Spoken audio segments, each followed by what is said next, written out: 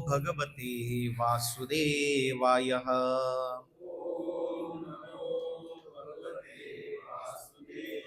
ओम नमो भगवते वासुदेवाय।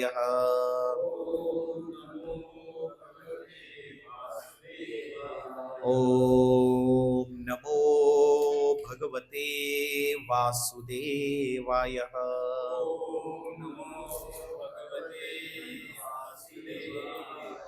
नारायणं नमस्कृत्यं नरं चैव नरोत्तमं देवीं सरस्वतीं व्यासं ततो जायमुदीरये। नष्टप्रायेष्व अभद्रेषु नित्यं भागवत सेवया भगवतीर उत्तम श्लोके भक्तिर्भवती नैष्टिकी। कृष्णाय वासुदेवाय देवकी नंदनाय च नंदगोपकुमाराय गोविंदाय नमो नमः।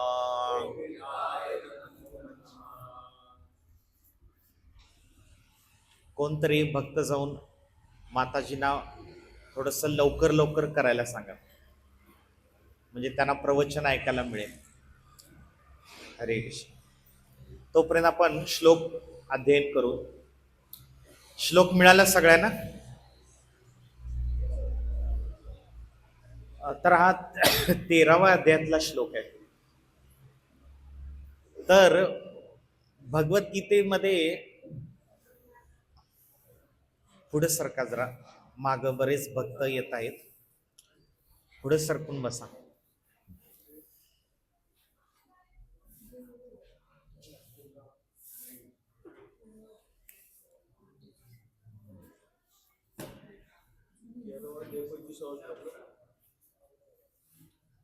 तेरावा अध्यायातला 25वा नाही, 24वा श्लोक आहे बरं का.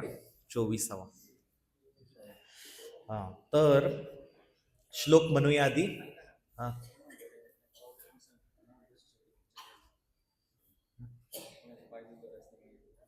हा हा हा जर कोणाला बसण्यासाठी बराच वेळ प्रॉब्लेम असेल गुडघ्यांचा, तर खुर्च्या ठेवलेल्या आहेत मागे, खुर्चीवर बसू शकता आपण, प्रभूजी माताजी लोकांनी.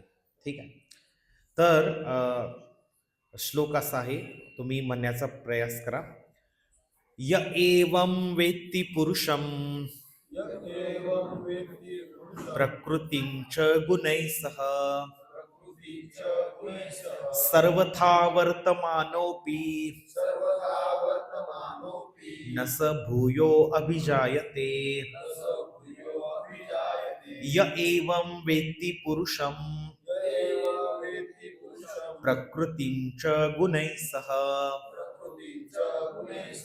सर्वथा वर्तमानोऽपि न स भूयो अभिजायते. य एवं वेत्ति पुरुषं प्रकृतिं च गुणैः सह सर्वथा वर्तमानोऽपि न स भूयो अभिजायते. हा म्हणा. एवं वेत्ति पुरुषं प्रकृतिं च गुणैः सह सर्वथा वर्तमानोऽपि न स भूयो अभिजायते. अजून य एवं वेत्ति पुरुषं प्रकृतिं च गुणैः सह सर्वथा वर्तमानोऽपि न स भूयो अभिजायते. माग कोण म्हणणार?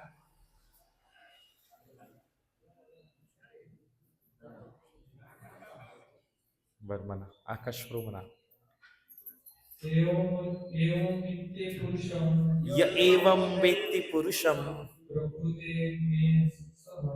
प्रकृतिं च गुणैः सह सर्वथा वर्तमानोऽपि सर्वथा वर्तमानोऽपि न स भूयोऽभिजायते. यह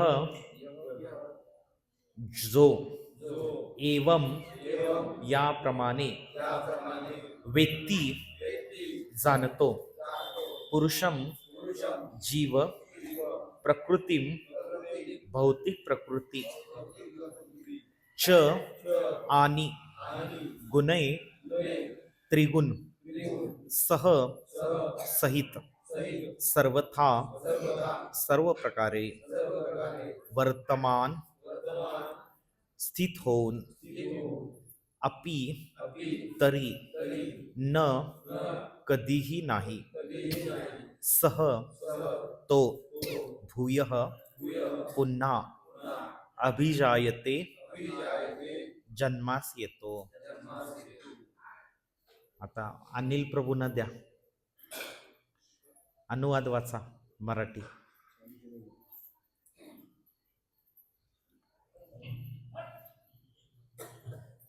जो भौतिक प्रकृती जीव आणि त्रिगुणाचे विकार यासंबंधीचे तत्व जाणतो त्याला निश्चितच मोक्षप्राप्ती होते. त्याची वर्तमान स्थिती कधीही असली तरी कधी नाही कशीही असली तरी त्याचा या ठिकाणी पुनर्जन्म होत नाही. किती महत्वपूर्ण श्लोक आहे बघा.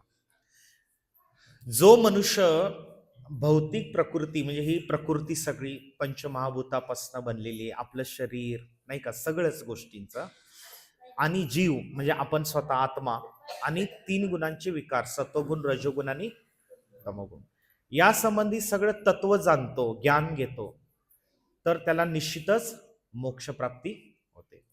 त्याची वर्तमान स्थिती कशी असली तरी, पुढानी जोर देऊन सांगितले, वर्तमान परिस्थिती तो कसाही असला, अज्ञानी असला किंवा गरीब असला किंवा तो नशापान करत असला किंवा पापी व्यक्ती असला, कसाही असला, पण हे तत्व जाणल्यानंतर त्याला मोक्ष प्राप्ती होते आणि त्याचा या ठिकाणी पुनर्जन्म होत नाही, नुसतं जाणल्यावरती.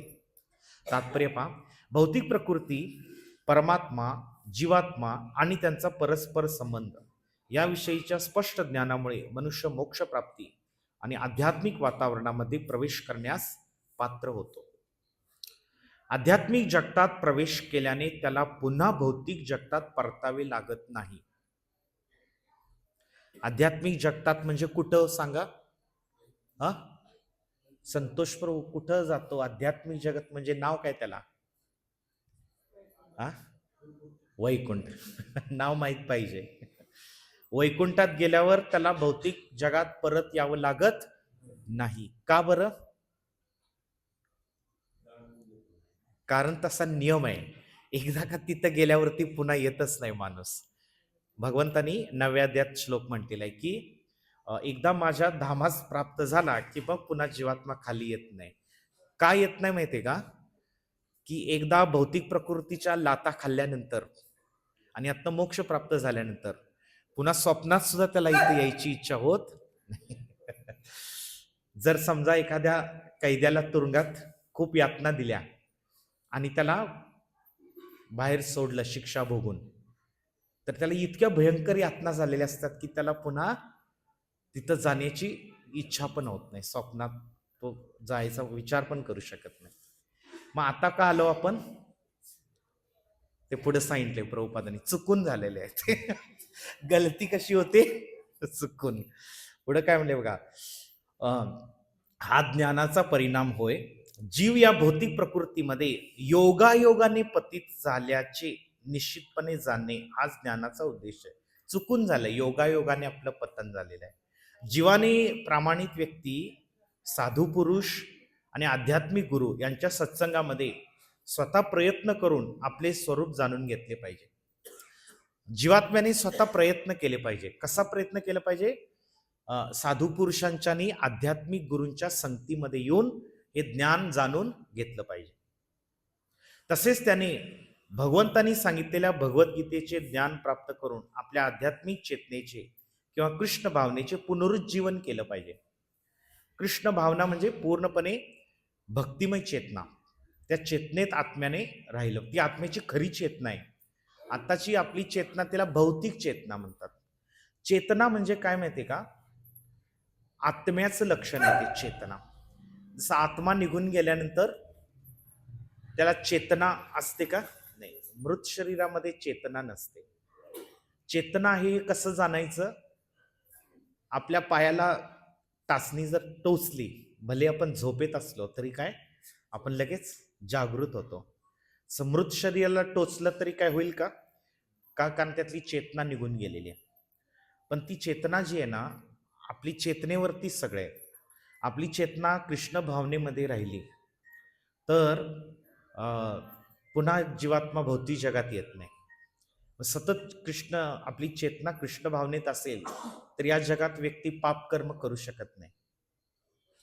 पापकर्म करू शकत नाही. भौतिक चेतनेत असल्यामुळं माणसं पापकर्म करत आहेत. आलं लक्षात? पापकर्म का करत आहेत? भौतिक चेतनेत. भौतिक चेतना म्हणजे काय? रजोगुण आणि तमोगुणांनी त्यांची चेतना मलिन झालेली आहे, दूषित झालेली आहे. बरोबर आहे? जसं पाणी आहे, पावसाळ्यात नळाला कधी कधी पाणी असं गढूळ येतं. कशामुळे गढूळ येतं? त्यात माती मिक्स झालेली आहे. मग माती मिक्स झाली असेल पाण्यामध्ये तर पाण्याचा तळ दिसेल का? पण तेच एकदम स्वच्छ निळे. कोण बोलते?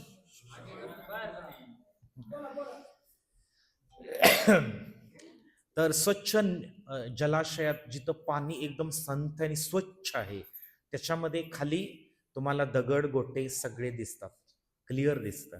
तसं चेतना शुद्ध असेल तर आत्मा परमात्म्याचं दर्शन आपल्याला होतं. गढूळ चेतनेमुळे आपल्याला दर्शन होत नाही. त्यानंतरच म्हणून ती आध्यात्मिक चेतना पुन्हा वापस जागृत करायची आपल्याला. भक्ती का करायची? कारण ती चेतना पुन्हा जागृत करायची, ती गमावलेली आपण. त्यानंतर तो पुन्हा भौतिक जगात कधी परतून येणार नाही हे सुनिश्चित होईल. आध्यात्मिक जगतात त्याला सच्चिदानंदमय जीवनाची प्राप्ती होईल. सच्चिदानंद म्हणजे पूर्ण ज्ञानमयी, शाश्वत आणि आनंदमयी जीवनाची प्राप्ती होईल. त्याला कधीच जन्म, मृत्यू, म्हातारपण, व्याधी, त्याला भौतिक प्रकृतीचे ताप, इतर माणसांचे ताप, ईर्ष्या, द्वेष, काम, क्रोधातनं उत्पन्न होणारे ताप हे छळत आहेत रात्रंदिवस आपल्याला. आणि त्यांचा पूर्ण त्रासातनं तो मुक्त होईल. आनंदी आनंद आहे. आध्यात्मिक जगतात काय आहे? आनंदी आनंद आहे. तर आधी मंगलाचरण म्हणून मग आपण स्टार्ट करूया. ओम अज्ञानतिमिरन्धस्य ज्ञानाञ्जनशलाकया चक्षुरुन्मिलितं येन तस्मै श्रीगुरवे नमः. श्रीचैतन्यमनोभीष्टं स्थापितं येन भूतले स्वयं रूपः कदा मह्यं ददाति स्वपदान्तिकं. वन्देऽहं श्रीगुरोः श्रीयुतापदकमलं श्रीगुरून् वैष्णवांश्च श्रीरूपं साग्रजातं सहगण रघुनाथान्वितं तं सजीवं साद्वैतं सावधूतं परिजनसहितं कृष्ण चैतन्यदेवं श्रीराधा कृष्णपादान् सहगण ललिता श्रीविशाखान्वितं च.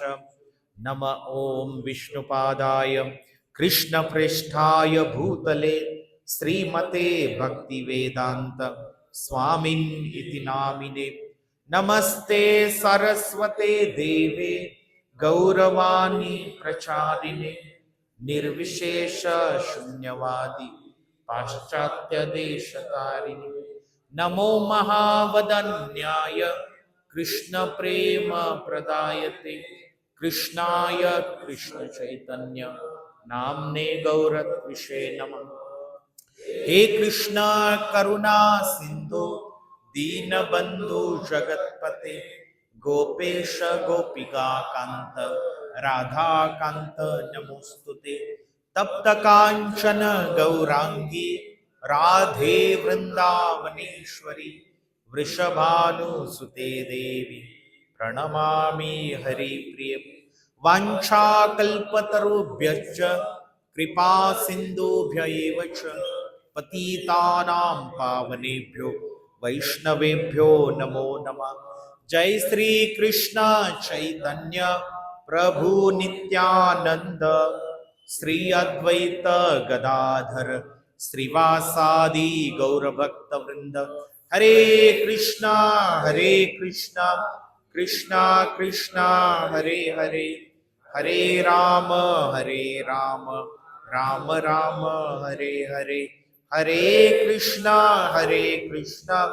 कृष्णा कृष्णा हरे हरे, हरे राम राम राम हरे हरे, हरे कृष्णा कृष्णा कृष्णा हरे हरे, हरे राम राम राम हरे हरे। मुखं करोति वाचालं पंगुं लंघायते गिरिं यत्कृपातमहं वन्दे श्रीगुरोः दीनतारिणं परमानंद माधवं श्रीचैतन्यमीश्वरम्। हरे कृष्णा। भगवंत पूर्ण पुरुषोत्तम भगवान श्रीकृष्ण या धरातलावर पृथ्वीवरती युगांमध्ये प्रत्येक युगामध्ये येन केन प्रकारेनं जीवात्मा जो त्यांच्या त्यांच्यापासनं विलग झालेला आहे त्याला कशा प्रकारे वापस आणता येईल यासाठी भगवंत चिंतातूर असतात. भगवंतांना वस्तुतः काही दुःख नाही, त्यांचं सच्चिदानंद स्थिती आहे, भगवंतांना नित्य आनंदमय आहे. पण भगवंतांना एका गोष्टीची चिंता आहे. काय चिंता आहे की या भौतिक जगात फसलेले 3 गुणांमध्ये मायेच्या जंजाळात फसलेले जीवात्मे कशा प्रकारे त्यांना बाहेर काढता येईल, ही कोणाची चिंता आहे?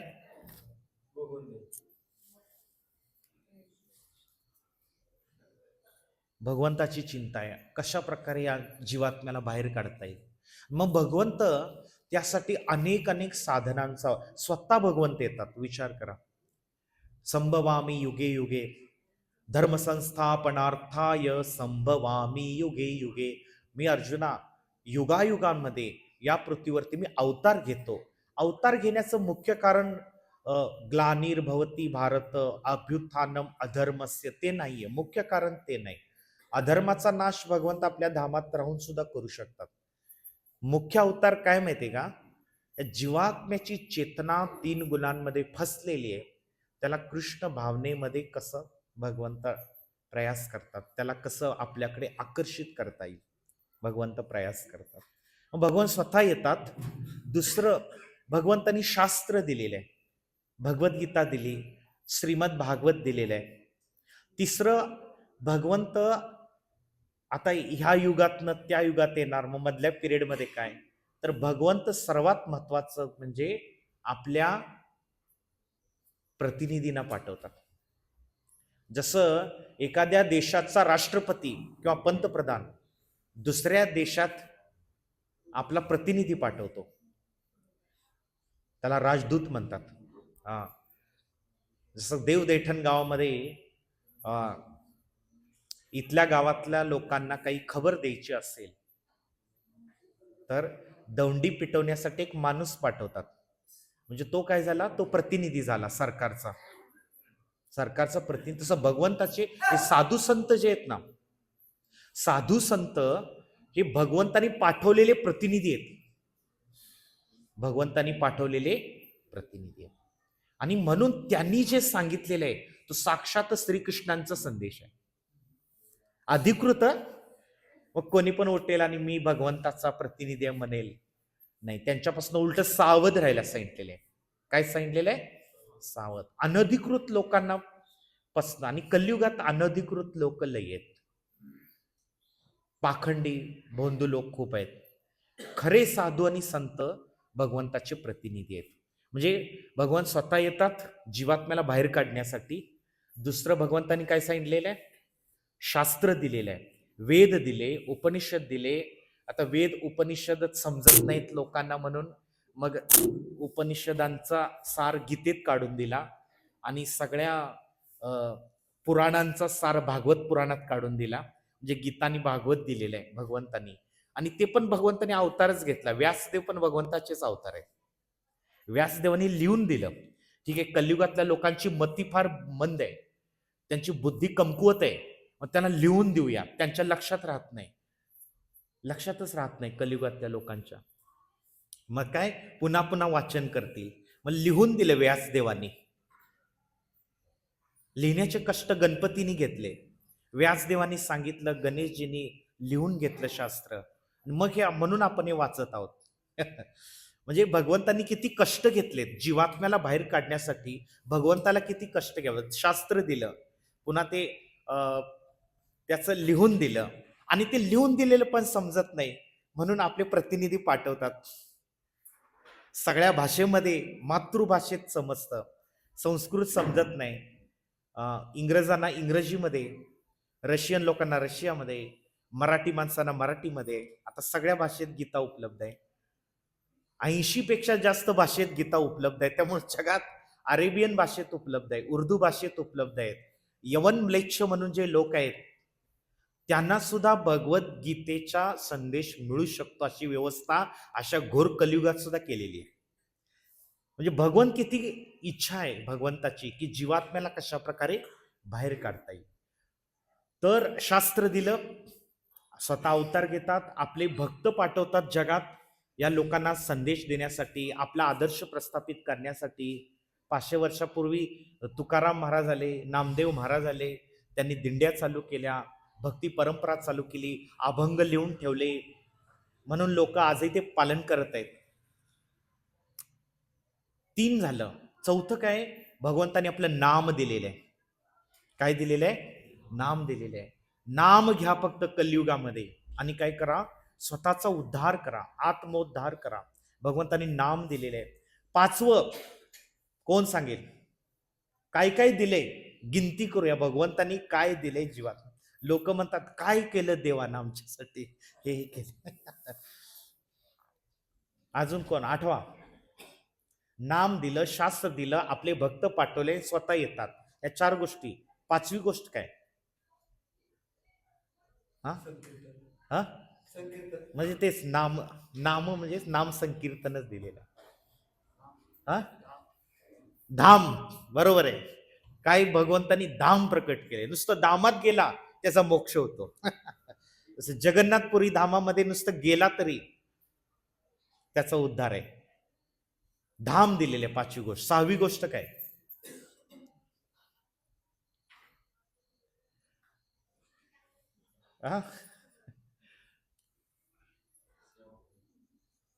भगवंतानी आपली सेवा दिलेली आहे करण्यासाठी. इच्छा असेल तर सेवा करा. मग कोणी म्हणेल सेवा करायला वेळ नाही. सेवा करायला वेळ नाही आमच्याकडं. त्याच्यासाठी काय, हे सगळं करायला वेळ नाही, शास्त्रविस्त्र वाचायला वेळ नाही, सेवा करायला वेळ नाही, धामात जायला वेळ नाही, पैसा नाही. पुढं बोला, असे पण आहेत न कलियुगामध्ये. पुढं भगवंतानी स्वतःला कशाच्या रूपात प्रकट केले? समोर आहेत तुमच्या, विग्रह रूपात. भगवंत विग्रह रूपात पण येतात ना, अर्चा विग्रह म्हणतात. मग तुम्ही नमस्कार कुणाला करणार? समोर तर साक्षात भगवंत नाहीत ना, मग जाऊन नमस्कार कुणाला करणार? विग्रहांना. म्हणजे विग्रह रूपात कृष्ण प्रकट होतात. धातू असेल, लाकूड असेल किंवा पाषाण असेल, भगवंत तिथं प्रकट होतात. का? तर त्या जीवात्म्याची सेवा स्वीकार करण्यासाठी. भगवंत कुठेही प्रकट होतात. भगवंत निर्गुण निराकार पण आहेत. अव्यक्त ब्रह्मद्वारे भगवंत म्हणतात, मी सर्वव्यापी आहे. सर्वव्यापी आहेत याचा अर्थ ते पाषाणात पण आहेत, लाकडामध्ये आहेत आणि धातूमध्ये आहेत. पण भगवंत भक्ताला आदान प्रदान करण्यासाठी स्पेसिफिकली विग्रहात प्रकट होऊन भक्ताची सेवा स्वीकारतात. आणि महत्वाची गोष्ट काय माहितीये का? सेवा जाऊ दे, सेवेला तर लोकांना वेळ नाही, नुसतं दर्शनाने जीवात्मा पवित्र होतो. भगवंताच्या दर्शनाने. एवढ्या लांब पंढरपूरला जातात, द्वारकेला जातात, अयोध्येला जातात, वृंदावनला जातात आणि जगन्नाथपुरीला जातात. का लोक जातात? फक्त दर्शन करावं. त्यांना माहित नाही भक्ती बिक्ती काय, ज्ञान नाही शास्त्राचं.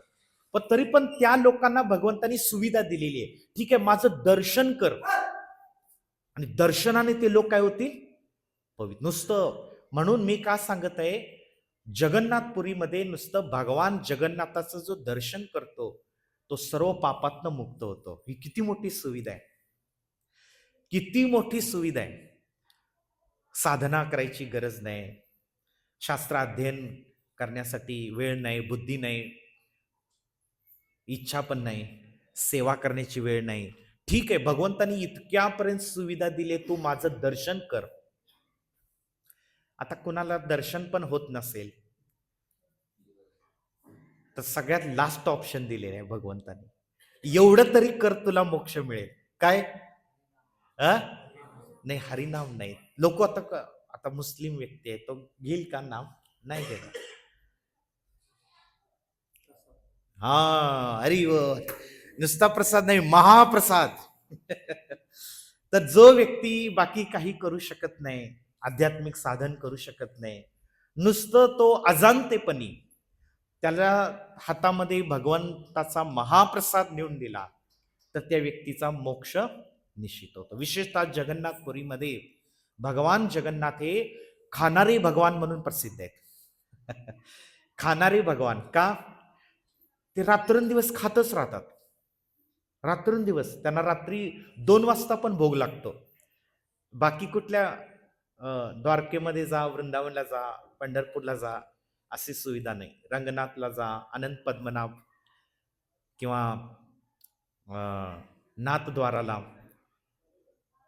भगवान जगन्नाथ असे आहेत की रात्री 12 वाजता पण त्यांना भोग लागतो. खाणारे भगवंत आहेत ते. आणि का खातात माहितीये? का खातात? कारण या जगन्नाथपुरी धामामध्ये येणाऱ्या प्रत्येक जीवात्म्याला त्यांचा महाप्रसाद मिळावा. खाऊन परत ते सोडतात महाप्रसाद रूपात. म्हणून रात्री 2 वाजता जरी पुरीमध्ये गेला तरी तुम्ही उपाशी राहणार नाही, तुम्हाला महाप्रसाद मिळणार. जगन्नाथांचा असा महिमा आहे. भगवंतांनी एकही असं जीवात्मा म्हणू शकत नाही की मला मुक्तीचं काही साधन नाही. हा, आता त्याची इच्छाच नसेल, मला प्रसाद खायचा नाही, नाम घ्यायचं नाही, तो जीवात्मा राहू शकतो. बाकी भगवंतांनी काही कसर सोडली नाही आपल्या बाजूने जीवात्म्याला परत आणण्यासाठी. म्हणजे भगवंतांनी काही काही कष्ट केलेले आहेत. आपले प्रतिनिधी पाठवतात, आपलं नाम दिलेलं आहे, कथा दिलेली आहे, भगवंतांनी लीला केलेल्या आहेत, भगवंत विग्रह रूपात प्रकट झालेले आहेत, सेवा दिलेली आहे, संग दिलेला आहे. एवढं पण नाही जमलं, भगवंताचा नुसता महाप्रसाद का. म्हणून त्याला जगन्नाथपुरी धामाला अन्न ब्रह्म म्हटलेलं आहे. काय म्हटलेलं आहे? अन्न ब्रह्म. तर अन्न कमी नाहीये. 24 तास कुठलाही जीवात्मा आला तरी त्याला महाप्रसाद घेऊन तो मोक्ष प्राप्त करतो. देवता सुद्धा येतात, जीवात्मे सोडा, मनुष्य, देवता येतात महाप्रसाद खायला पुरीमध्ये. देवतांच्या रूपात नाही, माणसांच्या रूपात येतात. माणसांच्या रूपात देवता येतात, इंद्रादी देवता. अशा लीला झालेल्या आहेत पुरीमध्ये. एकदा इंद्रदेव आला, माहितीये, लीला आहे जगन्नाथांची. एकदा इंद्रदेव आला सामान्य माणसाचं रूप घेऊन आणि मंदिरात गेला आणि महाप्रसाद घेतला. आणि तो पंडा आहे, त्याला पैसे दिले नाही. महाप्रसाद जे देणारे लोक आहेत, पुजारी, त्यांना काहीतरी 2-5 रुपये द्यायला पाहिजे ना, दिले नाही. म्हणजे तसंच पळायला लागला आणि तो मागं पळायला लागला. पुजारी, पंडा म्हणतात त्यांना. पंडा मागं पळायला लागला, थांब थांब, माझे पैसे दे, पैसे दे, पैसे. तो पळायला लागला, पळायला लागला, पळत पळत कुठाला? समुद्राच्या किनाऱ्यावर. जगन्नाथ मंदिरापासून समुद्र किनार किती? 1.5-2 किलोमीटर आहे, फार फार. समुद्र किनाऱ्यावर. आता त्याला, पंडाला वाटलं की आता कुठं पळतोय बघे. पण तो काय केलं माहितीये? माणूस समुद्रात घुसला, आतच जायला लागला. आणि पंडाला आश्चर्य वाटायला लागलं, अरे हात कुठं चालला? समुद्रात बुडून जाईल हा माणूस. तेव्हा तो माणूस जो आहे ना, तो मागे वळून पाहतो, आतमध्ये गेल्यावरती मागे वळून पाहतो आणि हसायला लागतो. आणि हातामध्ये महाप्रसाद आहे, महाप्रसाद खात आहे. मागे वळून पाहतो, अरे तू पैसे काय मागतोस? तुला मी पाहिजे ते देऊ शकतो. पाहिजे ते देऊ शकतो. तू कोण आहेस? मी स्वर्गाचा राजा इंद्र आहे. तुला पाहिजे ते देऊ शकतो. मी इंद्र आहे. हे त्याला पटत नाही पंडाला. इंद्र आहेस तर मग पाऊस पाडण्याचं वरदान मला दे. हा म्हणला देतो. तुझी इच्छा असेल तिथं तुला पाऊस पडेल. आणि मग तो पंडा जो आहे तो परत आला. इंद्रदेव ते गेले समुद्रामध्ये, आदर्श होऊन स्वर्गात गेले. आणि परत पंडा आला आणि खरं का काय खोटं का काय बघायला त्याने पुन्हा मंदिरामध्ये आल्यावरती इच्छा केली त्याने. खरं खोटं तपासायला नको का, ते इंद्रच होता. तर त्याने इच्छा केली या मंदिरात पाऊस पडावा. तर इतका धो पाऊस पडायला लागला की मंदिर सगळं पाण्याने भरलं. राजा बघायला आला, पुरीचा राजा, उत्कल देशाचा. मग कसं झालं, बाहेर कुठं पाऊस नाही आणि ती मंदिरात कसा पाऊस पडायला लागला? मंदिराच्या परिसर सोडून बाहेर कुठंच पाऊस नाही, तिथं कसा पडायला लागला? राजा बघायला आला आश्चर्यचकित. मग त्या राजाला त्या पंडाने सांगितलं, असं असं इंद्र आला होता महाप्रसाद खाण्यासाठी. अशा लीला आहेत जगन्नाथाच्या. तर भगवंत काय करतात, महाप्रसाद देऊन जीवात्म्याचा उद्धार करतात, नाम देऊन, कथा देऊन. पण कलियुगातले जीवात्म्यांसाठी हे जगन्नाथपुरी धाम आहे ते सर्वोच्च वरदान आहे. का वरदान आहे? कारण हे कलियुगाचं धाम आहे, पुरी धाम. भारतात 4 धाम आहेत. किती? काही काही लोक म्हणतात 4 धामाची यात्रा केली पाहिजे. हे 4 धाम कुठली कुठली? पूर्व, पश्चिम, दक्षिण, उत्तर 4 दिशांना 4 धाम आहेत. पूर्वेला कुठला आहे? आपण चाललोय ते श्री जगन्नाथपुरी धाम आहे. पश्चिमेला कुठला आहे? द्वारकापुरी धाम आहे. श्रीकृष्णांची द्वारका नगरी तिथं वसवली होती. पश्चिमेला धाम आहे. द्वारकाधीश भगवान तिथं स्थित आहेत. दक्षिणेला कुठला आहे? रामेश्वरम. भगवान श्रीरामांनी शिवलिंगाची स्थापना केली. आणि उत्तरेला कुठला आहे? बद्रीनाथ भगवान की. बद्रीनाथ नारायण आहेत, साक्षात चतुर्भुज, शंखचक्र गदा पद्म. नारायण तिथं उतरले पृथ्वीवरती. नरनारायण ऋषींचं स्थान आहे. 2 पर्वत असे, एका पर्वतावर नर, म्हणजे हे नरनारायण म्हणजेच अर्जुन आणि कृष्ण आहेत. सत्ययुगामध्ये नरनारायण म्हणतात त्यांना. नर ऋषींनी तपस्या केली आणि एका पर्वतावर नारायण ऋषींनी तपस्या केली. 2 पर्वताच्या मध्ये अलकनंदा नदी वाहते. तर हे भारताच्या 4 दिशेला 4 धाम आहेत. आणि युगांची संख्या पण किती आहे? 4 आहे. तर सत्ययुगासाठी बद्रीनाथ धाम आहे, कारण सत्ययुगामध्ये नरनारायण ऋषींनी तिथं लीला केली. त्रेतायुगामध्ये भगवान श्री रामचंद्र आले आणि त्यांनी रामेश्वर धामाची स्थापना केली. द्वापार युगामध्ये भगवान कृष्ण आले आणि त्यांनी द्वारका नगरीची स्थापना केली. द्वारका धाम झालं. पण कलियुगामध्ये कुठलं धाम आहे? कलियुगाचं धाम कुठलं आहे? जगन्नाथपुरी धाम. म्हणून कलियुगातल्या लोकांनी सगळ्यात जास्त कुठल्या धामाला गेलं पाहिजे? जगन्नाथपुरी धाम मध्ये. कारण या युगामध्ये भगवान जगन्नाथांची कृपा जी आहे ती अतिशय उदार अंतःकरणाने भगवंत प्रदान करतात. पात्र अपात्र, पापी पुण्यवान असं कोणताही भेद न करता जगन्नाथ केवळ आपल्या नजरेनं, आपल्या कृपादृष्टीनं जीवात्म्यांचा उद्धार करतात. एकमात्र असे भगवान जगन्नाथ आहेत. एकमात्र सगळ्या भारतातल्या मंदिरामध्ये एकमात्र जगन्नाथ असे आहेत, स्वतः मंदिर सोडून बाहेर येतात. मंदिर सोडून. का बरं? कारण का माहिती का? जे सनातन धर्मामध्ये येत नाहीत असे लोक मंदिरात प्रवेश करू शकत नाहीत. मग भगवान जगन्नाथ त्यांना दर्शन देण्यासाठी येतात. म्हणून जे अधमपतित जीवात्मे मंदिरात जाऊन भगवंतांना पाहू शकत नाहीत ते लोक सुद्धा रथयात्रेच्या दिवशी आवर्जून तिथे येतात. लाखोंच्या संख्येने तिथे येतात. इतकी मुंगीसारखी माणसं फक्त का जगन्नाथांचं दर्शन व्हावं. जगन्नाथांच्या कृपादृष्टी ज्या जीवात्म्यावर पडते. पहा श्लोक आहे, रथे तू वामन दृष्ट्वा पुनर्जन्मन विद्यते. रथावरती आरूढ भगवान जगन्नाथाचं जो दर्शन करतो त्याचा पुनर्जन्म होत नाही. नुसतं एकदा रथयात्रा ज्याने अटेंड केलेली आहे, रथावरती जगन्नाथाचं दर्शन केलेलं आहे, जगन्नाथांना प्रणाम केलेला आहे आणि रथाची दोरी शक्य असेल तर ओढली किंवा नसेल ओढली तरी पण नुसतं दर्शन केल्यानंतर त्याचा पुनर्जन्म होत नाही. रथयात्रेचं इतकं महात्म्य आहे, भगवान जगन्नाथाचं इतकं महात्म्य आहे. जगन्नाथांचे डोळे एवढे विशाल काय, विशाल नेत्र आहेत भगवंताचे. का विशाल आहेत? कारण भगवंताच्या नजरेतनं कोणताही जीवजंतू सुटू नये. लांब कुठंतरी उभा असला किंवा 2, 4, 5 किलोमीटर तो पण जीवात्मा भगवंताच्या नजरेतनं सुटत नाही. आणि भगवंताच्या डोळ्यांवरती तुम्ही पाहाल लालिमा आहे, लालिमा. का लालिमा आहे? कारण भगवंताचं ते वात्सल्य आहे. हा जीवात्मा लाखो वर्षापासनं माझ्यापासनं लांब गेलेला आहे आणि आता तो जीवात्मा भगवंत त्या जीवात्म्याला स्वीकारण्यासाठी तयार आहेत. आणि म्हणून जगन्नाथांचे हात कसे आहेत? हस्तकमल असे पुढे केले. ये आता माझ्या मिठीमध्ये आलिंगन द्यायला भगवान जगन्नाथ आतुर आहेत. म्हणजे भगवंत किती कृपाळू आहेत. जगन्नाथ रूपामध्ये कृष्णात ते आहेत, कृष्णच आहेत. जय गौर सई कृष्ण सई जगन्नाथ.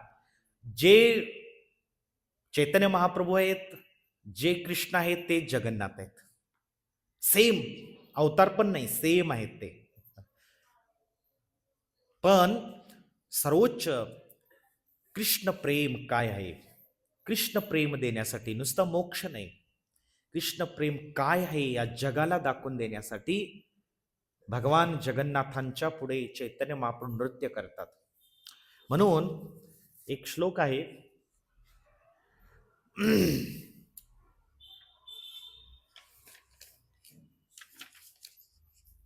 तुम्ही म्हणा माझ्या पाठीमाग. नित्यसिद्ध कृष्ण प्रेम साध्य कबू नये, श्रवणादी शुद्ध चित्ते करये उदय. चैतन्य चरितामृत मधला श्लोक आहे. आपल्या हृदयामध्ये भगवान श्रीकृष्णाप्रतीचं जे कृष्ण प्रेम आहे ते विद्यमान आहे प्रत्येक जीवात्म्यामध्ये. कारण प्रत्येक जीवात्मा कुणाचा दास आहे? हा, भगवंताचा दास आहे. प्रत्येक जीवात्मा, तो जरी मान्य करो अथवा न करो, हे विज्ञान आहे. प्रत्येक जीवात्मा भगवंताचा दास आहे. तो पण श्लोक आहे, तो पण म्हणा. जीवेर स्वरूप हय कृष्णेर नित्यदास, कृष्णेर तटस्था शक्ती भेदा भेद प्रकाश. श्रीकृष्णांचा शाश्वत सेवक ही जीवात्म्याची स्वरूप स्थिती आहे. ती त्याला सोडता येत नाही. जीवात्म्याला सेवा करावीच लागते. सेवा केल्याशिवाय राहू शकत नाही. तो प्राईम मिनिस्टर असो, धनवान असो, टाटा बिर्ला अंबानी सारखा, तरी पण तो 8 तास जाऊन त्याच्या कार्यालयात सेवा करतो. ही सेवाच आहे ना. देशाची सेवा करो, समाजाची सेवा करो, परिवाराची सेवा करो, झाडांची सेवा करो, गुरांची सेवा करो, कुत्र्या मांजराची सेवा करो. ही सेवा करावीच लागते. पण सर्वोच्च सेवा कुणाची आहे? भगवंताची. भगवंताची सेवा. प्रभुपादांनी एक लंडन का अमेरिकेत प्रवचन देत होते. इंग्लिशमध्ये प्रभुपाद काय म्हणाले माहितीये? इफ यू डोंट सर्व गॉड, इफ यू डोंट सर्व, सर्व म्हणजे काय? सेवा करणं. तुम्ही जर परमेश्वराची सेवा नाही केली, यू हॅव टू सर्व डॉग. गॉडच्या जर विरुद्ध शब्द लिहिला, उलटा लिहिला, काय होतं? डॉग. जर परमेश्वराची सेवा तुम्ही केली नाही तर तुम्हाला कुत्र्याची सेवा करावी लागेल. ही वस्तुस्थिती आहे. तुम्ही नुसतं पुण्यामध्ये सकाळच्या वेळेला फिरायला जा, मॉर्निंग वॉकला, हे असे कुत्र्याचे सेवक तुम्हाला दिसतील. ती सेवा आहे. कुत्र्याला भ्रमण करवणे, त्याला आंघोळ घालणं. आणि काही काही लोक त्याला कुत्र्याला कारमध्ये नेऊन फिरवतात आणि त्या कुत्र्याला ओंजारतात, गोंजारतात, आपल्या बेडवर झोपवतात, त्याला 3 टाइम खायला घालतात, आजारी पडलं त्याला दवाखान्यात नेतात. पेट्स शॉप आहेत. हे पेट्स शॉप खूप आहेत पुण्यामध्ये, मुंबईमध्ये. मग कोणी म्हणेल काय त्यात वाईट काय आहे? वाईट नाही तर काय सांगा ना. कुत्र्यांची सेवा करायची. गायीची एक वेळ समजू शकतो, गायीची सेवा करतो तो भगवत प्राप्ती करेल. आणि भारतीय संस्कृतीमध्ये गायीची सेवा करायची. गायीच्या शरीरामध्ये सर्व देवता वास करतात. गायीच्या शेणामध्ये लक्ष्मी वास करते. आणि भगवान कृष्ण स्वतः गोपाल आहेत. गायीची सेवा करतो तो सर्व ऐश्वर्य प्राप्त करतो आणि भगवंताच्या धामाची पण प्राप्ती करतो. कुत्र्याची सेवा करून काय मिळणार आहे? कुत्रा हे एक अपवित्र प्राणी आहे. कुत्र्याला जरी स्पर्श केला तरी आंघोळ करायला सांगितले शास्त्रात. आणि हे लोक त्याला कवटाळून झोपतात. अशुद्ध प्राणी आहेत ते. अशुद्ध प्राणी आहेत. त्यांचा संग नाही केला पाहिजे. ते भगवंताचे अंशच आहेत, जीवात्मा आहे. परंतु त्याला एखादी भाकरी टाकली ठीक आहे इथपर्यंत, पण त्याला घरात नाही घेतलं पाहिजे. त्याचं स्थान घराच्या बाहेर आहे, बेडरूम मध्ये नाही. कलियुगातले लोक मंद सुमंद आहेत. का मंद सुमंद आहेत? कारण त्यांना स्वरूप स्थितीची कुणाची सेवा केली पाहिजे, मी कुणाचा दास आहे माहीतच नाही.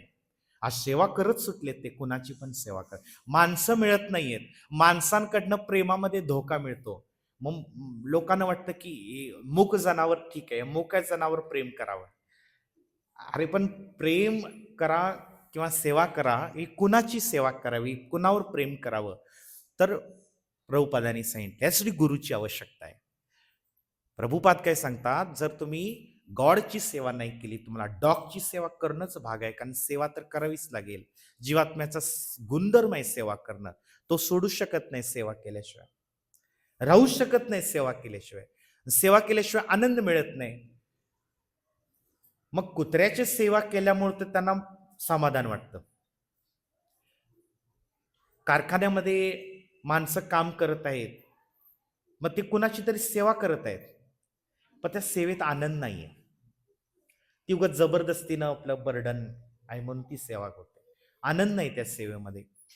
भगवंताच्या सेवेमध्ये आनंद आहे. जितका आनंदाम बुद्धिवर्धनम, जितका सेवा जास्त करेल तेवढा त्याचा आनंद द्विगुणित, त्रिगुणित, अनंत गुणित होईल. मल्टिप्लाय होत जाईल आनंद. जितकं सेवा करत तेवढा आनंद आणखी होईल. म्हणून प्रत्येक साधू संतांची तुम्ही अभंग काढले, त्यांचे जर शास्त्र वचन काढलं, ते फक्त एवढंच म्हणतात की मला काय सेवा पाहिजे, मला काय पाहिजे, सेवेशिवाय ते काय गोपी काय, मला सेवा द्या. भगवंताची सेवा करण्यासाठी लालायत आहेत वृंदावनचे व्रजवासी. हनुमानजी सेवा करण्यासाठी लालायत आहेत, प्रभू रामचंद्रांची सेवा करण्यासाठी. म्हणून वृंदादेवीला प्रार्थना आहे, सेवा अभिलाष नाही का, करो निज दासी, मला आपली दासी करा आणि मला सेवा द्या. काय सगळे साधू संत आणि भगवंताचे पार्षद सेवा मागत आहेत? कारण भगवंताची सेवा नाही मिळाली तर या भौतिक जगातल्या माणसांची आणि जनावरांची, प्रकृतीची, मायेची सेवा करावी लागेल. आणि ती अतिशय दुःखदायी सेवा आहे, कष्टमय सेवा आहे. म्हणून जीवेर स्वरूप हय कृष्णेर नित्यदास हा ज्ञानाचा मूलभूत भाग आहे. आपण कृष्णाचे दास आहोत हे विसरलेलो आहोत. ते पुन्हा आपण प्राप्त कसं करू शकतो? पुन्हा कृष्णाच्या सेवेत एंगेज होऊन, तर आपली स्वरूप स्थिती प्राप्त होईल आणि जीवात्मा या सगळ्या दैनीय अवस्थेतनं बाहेर. म्हणून चैतन्य महाप्रभूंचा शिक्षाष्टकामध्ये श्लोक आहे, 4था श्लोक आहे. काय आहे? चैतन्य महाप्रभू एकच गोष्ट जीवात्म्याने मागितली पाहिजे कृष्णाकडे, ती सांगत आहेत. काय मागायचं? मागितलं काय पाहिजे जगन्नाथांकडे, कृष्णाकडे? न धनम, म्हणा सगळ्यांनी, न जनम, न सुंदरीम, कविताम वा जगदीश कामये. मम जन्मनी जन्मनी ईश्वरे भवताद भक्तीर अहैतुकी त्वयी. चैतन्य महाप्रभू काय मागतायत? चैतन्य महाप्रभू स्वतः कृष्ण असले तरी भक्त रूपात आले. त्यांनी काय मागायचं शिकवलेलं आहे. मला धन नको, न धनम. पहिली गोष्ट काय नको ते सांगितले. काय मागायचं नाही. न धनम न जनम. जन्म म्हणजे काय? माणसं नकोत. माझे एवढे कार्यकर्ते आहेत, माझे एवढे मित्र आहेत, जन नको आहेत. कारण जेवढे जन लोक ज्या तेवढे तुमच्या डोक्याला ताप आहे. माणसांना कसं आहे, प्रतिष्ठा पाहिजे. माझ्या मागे एवढी माणसं आहेत, माझ्या मागे तेवढी माणसं आहेत. मग तुकाराम महाराज काय म्हणतात, जया अंगी मोठेपण तया यातना कठीण आहे. जेवढा माणूस मोठा आहे तेवढं त्याला यातना पण कठीण आहे. कारण कसं आहे माहितीये का, लोक जेवढं तुम्हाला डोक्यावर घेणार तेवढं ते, तुम्ही जर त्यांचं काम नाही केलं तर तेवढे शिव्या पण देणार. प्राईम मिनिस्टर, मुख्यमंत्री, आमदार, खासदार यांना जाऊन विचारा. त्यांना निवडून आल्यावरती खूप बरं वाटतं. गुलाल उधळतात, हार घालतात, पेपरमध्ये फोटो येतात, मीडियावाले येतात, गुण गौरव होतो. पण एखादा घोटाळा बाहेर आला की लोक शिव्या घालतात. किती वाईट अवस्था आहे. आणि चांगलं काम केलं तरी पण लोक शिव्या घालतात काही काही वेळेला. कारण या जगाचा स्वभाव आहे. हे जग सोडत नाही कोणाला. म्हणून सगळ्यात बेस्ट वे शास्त्र, गुरु साधवानी शास्त्र काय सांगतात, सेवा कुणाची केली पाहिजे. म्हणून चैतन्य महाप्रभू, न धनम न जनम. फॉलोअर नकोत मला. न धनम न जनम न सुंदरी. सुंदर स्त्रिया किंवा सुंदर पुरुषांचा सौंदर्याचा उपभोग घेण्याची पण कामना नको. आणि जगदीश कामये म्हणजे जगातली प्रतिष्ठा, पूजाला प्रतिष्ठा पण नको मला. मग काय पाहिजे? मम जन्मनी जन्म जन्मांतर. मला मोक्ष सुद्धा नाही दिला तर चालेल, पुन्हा जन्म दिला काय हरकत नाही. जन्मनी जन्मनी ईश्वरे भवताद भक्ती. तुमची भक्ती मला मिळू द्या. पण ती भक्ती कशी? अहैतुकी. त्याच्यामध्ये हेतू नाही पाहिजे.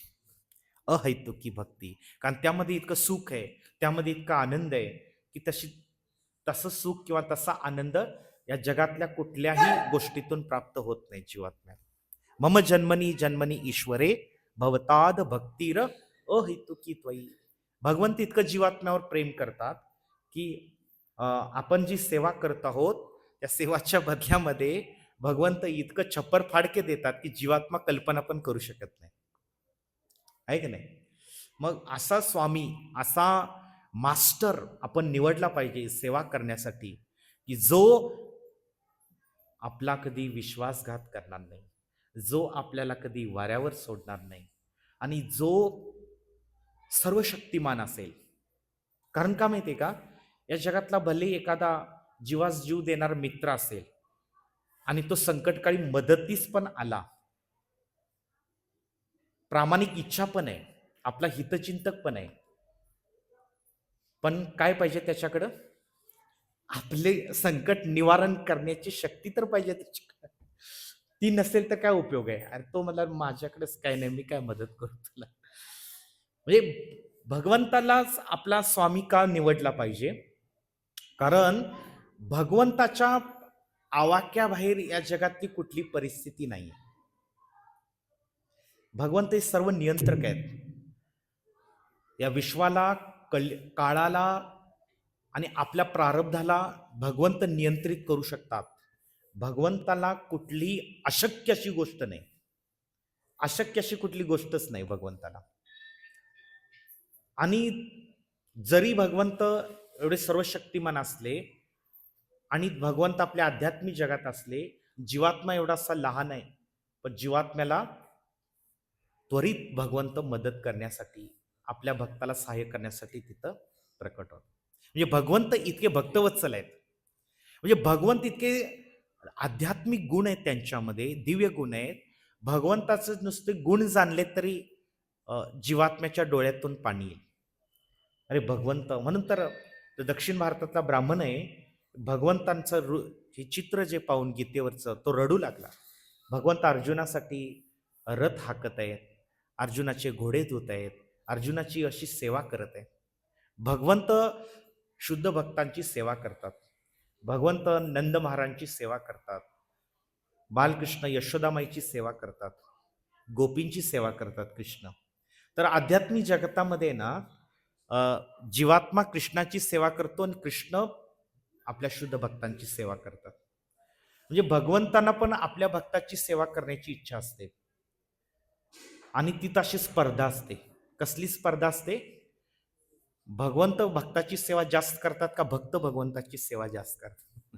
कारण का माहितीये का, जो जितका अधिक सेवा करेल तेवढा त्याचा आनंद वर्धन होतो.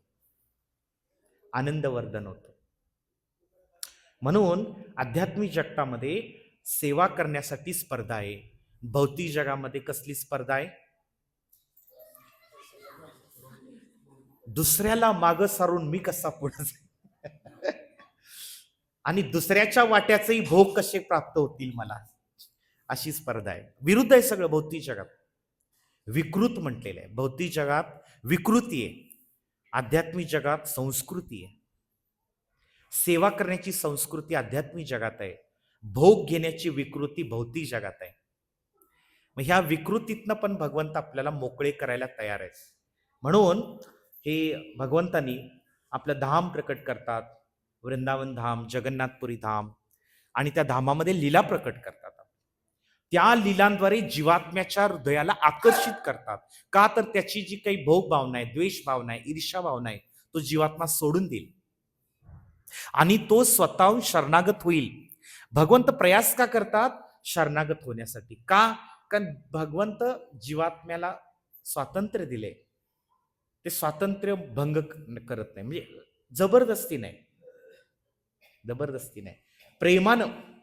प्रेमानं भगवंत आपलं हृदय जिंकण्याचा प्रयास करतात, जबरदस्ती नाही.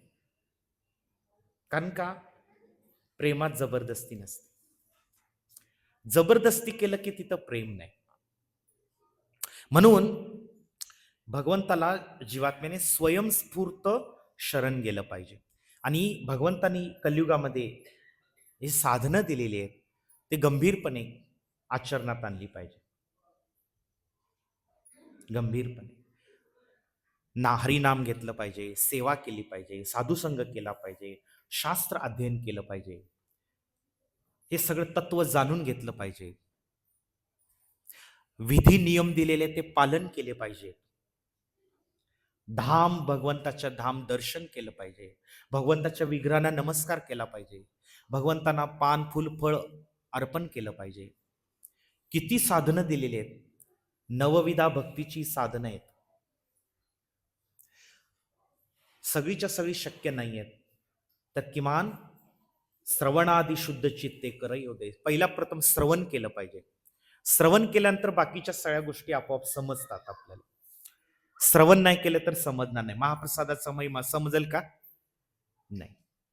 ठीक आहे, अजाणतेपणी पण जगन्नाथपुरीमध्ये जे जात आहेत, महाप्रसाद खाऊन येतच आहेत, त्यांचा उद्धार होईलच. पण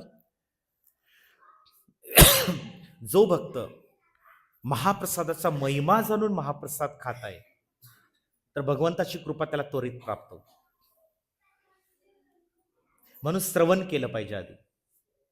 तर हे जे पुरुषोत्तम क्षेत्र धाम म्हणतात, जगन्नाथपुरीला काय म्हणतात?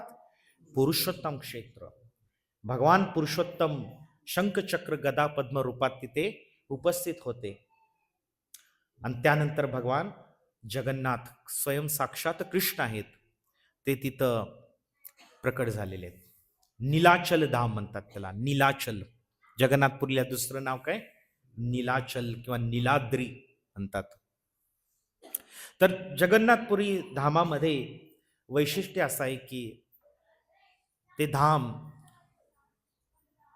या कलिकालातल्या लोकांसाठी मुक्तीचं, उद्धाराचं एक सहज सुलभ साधन, की जो कोणी जगन्नाथ भगवंताचं दर्शन करेल, जगन्नाथांचा महाप्रसाद ग्रहण करेल, तर भगवान जगन्नाथ त्याच्यावरती अहैतुकी कृपा करतात. अहैतुकी. किती पतित जीवात्मा असू दे, त्या जीवात्म्याला मोक्ष प्रदान करतात. रथे तू वामन दृष्टा पुनर्जन्म न विद्यते. पुनर्जन्म होत नाही त्याचा. म्हणजे किती भगवान जगन्नाथ कृपाळू आहेत, भक्तवत्सल आहेत. इतके भक्तवत्सल आहेत की भगवान जगन्नाथ कधी कधी आपले मंदिर गर्भगृह सोडून भक्ताची खिचडी खाण्यासाठी येतात. आपल्या एक महाराष्ट्राची कर्माबाई नावाची एक भक्त होती. जगन्नाथांची फार मोठी भक्त होती, निस्सीम भक्त होती. काय नाव तिचं? कर्माबाई. तर ह्या कर्माबाईची खिचडीचा आजही जगन्नाथाच्या भोगामध्ये समावेश आहे. 56 भोगामध्ये कर्माबाईची खिचडी म्हणून आहे. मग ती कशी काय आली तिथं खिचडी? कारण ती बाहेर राहायची, जगन्नाथपुरीच्या नगराच्या बाहेर झोपडीत राहायची. आणि जगन्नाथ तिची खिचडी खाण्यासाठी झोपडीत यायची. सकाळी सकाळी भल्या पहाटे 3 वाजता उठून. हे लीला आहे भगवंताची. जगन्नाथ मंदिर सोडून तिची खिचडी खायला यायचे. रोज, एकदा नव्हे, रोज. आणि ती काही ब्राह्मण नव्हती. काही सगळं शास्त्र माहितीये, मंत्र आणि उच्चारण, भोग कसा बनवायचा. साधारण स्त्री आहे ती. दातून पूर्वी लोक घासायचे, माहितीये, दातून लिंबाच्या दात घासायचे. लिंबाच्या दातुनानं दात घासता घासता ती त्याच्या उलट्या दांड्याने ती खिचडी हलवायची. अशी कथा आहे.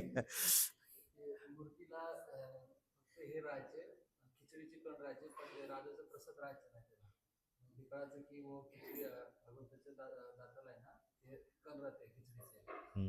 खिचडीचा प्रसाद भोग कोण घेते बाबा, शोधत शोधत.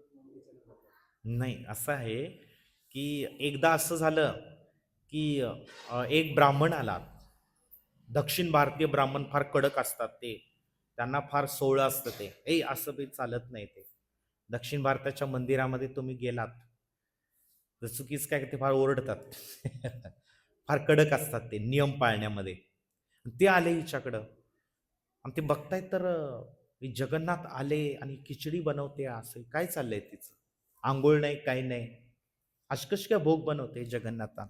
आणि ते तिला खूप रागवतात.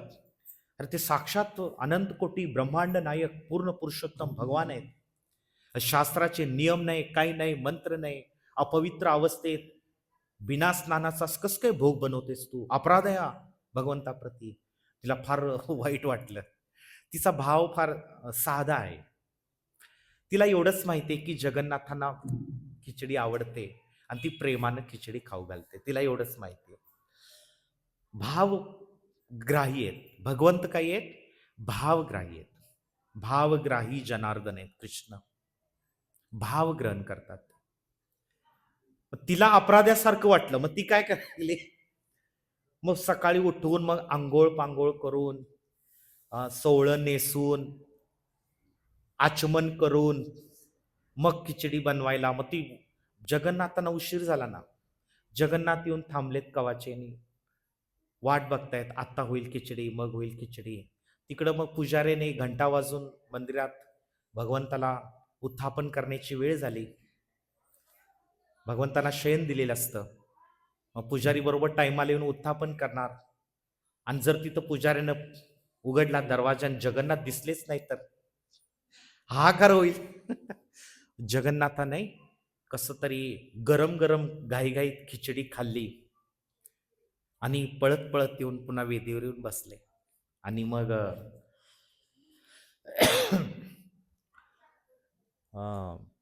त्या दिवशी रात्री त्या पंडाच्या स्वप्नामध्ये जगन्नाथ गेले आणि म्हणाले की तू जाऊन त्या ब्राह्मणाला ताकीद दे की तू तसलं काही त्या कर्माबाईला सांगू नकोस. नियम, विधी नियम काही सांगू नकोस. ती जशी पूर्वी बनत होती तशीच खिचडी मला ती आवडत होती, तिला तसंच बनवायला सांग. त्या ब्राह्मणाला जाऊन हे ताकीद दे. ते पंडाने जाऊन दुसऱ्या दिवशी त्या ब्राह्मणाला सांगितलं की जगन्नाथ तिची खिचडी खाण्यासाठी येतात, तर तू काही तिला तसले नियम शिकवू नको. कारण जगन्नाथांना तिची खिचडी तशीच प्रिय आहे आणि तिला तशी पूर्वीसारखी सेवा करू दे. मग तो ब्राह्मणाला कळालं की हे कर्माबाईचा स्तर फार उच्च स्तरावरचा, भावभक्ती आहे तिची, त्यामुळं आपण जे विधी नियम पाळतो ते तिला पाळण्याची गरज नाही. आणि तिने त्या ब्राह्मणाने क्षमा मागितली, म्हणजे तू पूर्वीसारखंच जगन्नाथांना भोग. आणि मग तेव्हापासून रोज जगन्नाथ तिच्याकडे खिचडी खायला जायचे आणि परत यायचे सकाळच्या वेळेला मंदिरात. असं केल्यानंतर म्हातारी झाल्यावर कर्माबाईने शरीर सोडलं, तेव्हा जगन्नाथ रडायला लागले. जगन्नाथाच्या डोळ्यातनं पाणी आलं. जगन्नाथ म्हणायला आले की आता मला कोण खाऊ घालणार गरम गरम खिचडी. राजा आला. मग राजाने भगवंतांना प्रार्थना केली की भगवंता, कर्माबाईचा भाव काय आमच्यामध्ये नाहीये, पण जे कर्माबाईसारखी खिचडी मात्र तुमच्या भोगामध्ये रोज राहील. तेव्हापासनं जगन्नाथाच्या दुपारच्या भोगामध्ये कर्माबाईंची खिचडी असते. तर भगवंत भक्तवत्सल आहे, भावग्राही आहेत. भगवंत हे त्यांनाही भावना आहेत, परंतु भगवंत कुणाशी आदान प्रदान करतात ज्याचा भाव शुद्ध आहे. हे विधिनिषेध पाळायचं नाही असं नाही, हे विधिनिषेध आपलं पालन केलं पाहिजे. कारण का आपण शुद्ध नाही, आपला भाव शुद्ध आहे का? कर्माबाईसारखा शुद्ध नाही. आपण तसले करू शकत नाही. आपण भगवंतांना सगळे शुद्धतेचे नियम पालन करून भगवंतांना तुळशीपत्र ठेवून भोग लावला पाहिजे. आणि जगन्नाथ जे आहेत ते आजही भोग स्वीकार करतायत. जगन्नाथांना 7 वेळा भोग लागतो दिवसातनं. किती वेळा? मग ते भोग म्हणजे आपल्यासारखं काही एक ताटातनं वाटीतला नव्हे. त्यांचा भोग म्हणजे याच्या दुप्पट तिप्पट हॉल आहे. ते पटांगण म्हणा, सगळं तेवढं पटांगण भरून भोग असतो. त्याला भोग मंडप म्हटलंय. एक भोग मंडपच आहे खास मंदिरामध्ये, आणि त्या मंडपामध्ये सगळे असे मटके आणून ठेवतात जगन्नाथांना भोग लावण्यासाठी. 156 भोग लागायचे पूर्वी बरं का, 156 व्हरायटीज. आता कमी झाले, 56 वर आले. आता कमी आले काळानुसार, थोडं थोडं कमी, पण लागतात. आणि ते भोग जे आहेत ते भोग जसे हजारो वर्षापूर्वी लागायचे तसेच लागतात, व्हरायटीमध्ये बदल नाही. आता चला आपल्याला पिझ्झा खायची इच्छा झाली, लावा पिझ्झा भोग भगवंतांना. पिझ्झा, बर्गर, चपाती, भाकरी तसले भोग लागत. त्यामुळे तुम्हाला भगवंताचा महाप्रसाद शेकडो वर्षापूर्वी जो लागत होता तोच महाप्रसाद तिथं मिळेल. जगन्नाथांना आणि त्यांची पूर्वजच लावतात, असं पण आहे. पूर्वजच लावतात. पिढ्यानपिढ्या त्यांच्या ज्या सेवा आहेत पंडांच्या त्यांनीच करायची. असं नाही की दुसरं कोणतरी येणार, आज हा नाही सेवा. किती अवघड आहे बघा. रोज त्याची जी सेवा आहे ती त्यानं येऊन करायची. नारळ खिसायची सेवा आहे ती त्यानं, ती घरात पिढ्यानपिढ्या त्यांनी नारळ खिसायचंच, दुसरं काय करायचं नाही त्यांनी.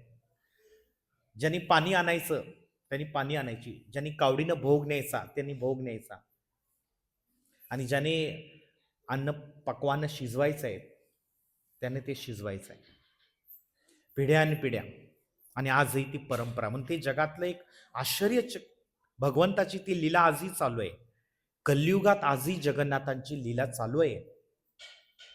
पुजारी जेव्हा भोग घेण्यासाठी हातामध्ये पाणी घेतो, पाण्यामध्ये जर जगन्नाथांचं प्रतिबिंब दिसलं तर ते जगन्नाथांनी भोग स्वीकारला. पुजाऱ्याला ऍक्च्युली जगन्नाथांचं चित्र दिसतं पाणी घेतल्यावरती तळ हातामध्ये. जर ते चित्र नाही दिसलं तर भगवंतांनी भोग स्वीकारला नाही. मग पुन्हा ते काढायचं आणि पुन्हा भोग बनवून पुन्हा लावायचा, असं आहे तिथं. म्हणजे भगवंत तिथं स्वीकारत आहेत भोग आजही. म्हणून तिथल्या महाप्रसादाचा महिमा अपार आहे. आणि अशा प्रकारे भगवान जगन्नाथ जे अतिशय कृपाळू आहेत, जगन्नाथांचा महाप्रसाद कृपाळू आहे. तो महाप्रसादाची काय कथा आहे, कृपा आहे, त्याची फार मोठी कथा आहे. तर ती कथा मी तुम्हाला पुढच्या रविवारी किंवा तिथं पुरीमध्ये गेल्यावर सांगेल. ठीक आहे. बोलो श्री जगन्नाथ बलदेव सुभद्रा मैया की, पतित पावन श्री जगन्नाथ भगवान की. पुरुषोत्तम क्षेत्र जगन्नाथपुरी धाम की, श्रील प्रभुपाद की, ग्रंथराज श्रीमद् भगवत गीता की.